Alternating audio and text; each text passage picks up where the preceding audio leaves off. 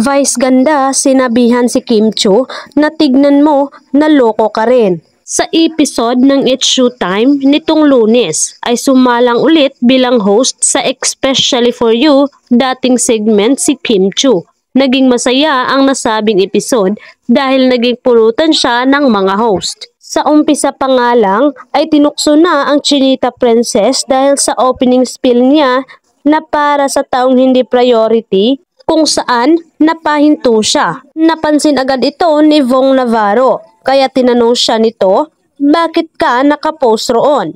Reply naman ni Kim Chiu, sige, idiin mo pa, sabay kunwaring sasakalin si Vong Navarro. Nang ipapakilala na ang ex-couple na sasalang sa dating game ay napahirit si Kim Chiu and saying, kaya pa ba today?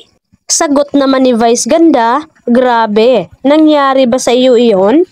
Tumawa na lamang si Kim sa tanong sa kanya ni Meme Vice. Sa kalagitnaan naman ng segment ay naikwento ni Meme Vice na imbento lang daw ang nakasulat sa horoscope kung saan ang kaibigan niya raw ang nagsusulat at minsan daw kapag wala itong maisip ay silang magkakaibigan nito ang nag-iisip ng isusulat nito. Reaksyon ni Kim sa kwento ni Meme Vice, ay charot-charot lang pala yun, favorite ko pa naman yung astrology. Banat ni Meme Vice, tignan mo, naloko ka rin.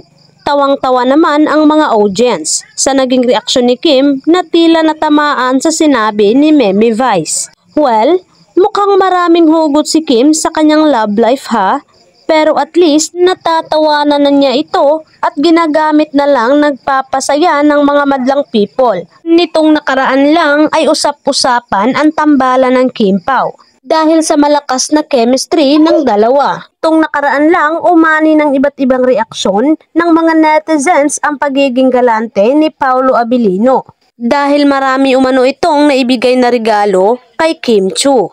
Una raw nitong binigay ay 4 na notebook. May notebook kasi ako na sinusulatan ko ng emotional journey ng karakter ko. Tapos pinupuno ko siya, tapos tsaka ko siya papalitan, sabi ni Kim. Tapos yung nakita niya yung notebook ko, gamit ko pa yon noong fit check clean lang. Tapos umabot pa ng Secretary Kim. Ipuno na siya, sabi niya, huwag ka na bumili ng notebook. Ako na bibili ng notebook, sa susunod ng notebook, dagdag pa sa panayam niya sa ABS-CBN News. So binigyan niya ako ng 4 na notebook, sabi ni Kim Chiu. Sunod na binigay ay taping chair para maging komportable umano ang aktres. Pumili rin siya ng taping chair, tapos ang comfy. Hirit naman ni Paolo kasi sira-sira na rin ang chair niya kasi parang maliit sa kanya, ayon, binigyan ko siya.